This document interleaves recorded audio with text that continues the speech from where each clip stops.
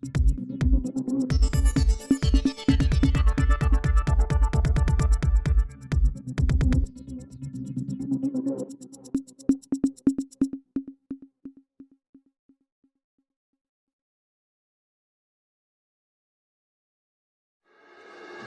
शामिल करते हैं जंग से रिपोर्ट राना शहबाज अजीज ज़ेर-ए-आला पंजाब की हिदायत पर खेलों की सरगर्मियों के फ़रोग़ के हवाले से ज़िली इंतज़ामिया मुतहरा। इस ज़मन में चर्ची ग्राउंड में 2 रोज़ा स्पोर्ट्स गाला का इफ्तिताह कर दिया गया। डिप्टी कमिश्नर मोहम्मद उमैर ने स्पोर्ट्स गाला की इफ्तिताई तकरीब में बतौर मेहमान ख़ुसूसी शिरकत की। स्पोर्ट्स गाला में फुटबॉल के मुकाबला जात चर्ची ग्राउंड में किक बॉक्सिंग, टेबल टेनिस और बैडमिंटन के मुकाबला जात स्पोर्ट्स कम्प्लेक्स में मुनक़िद हुए।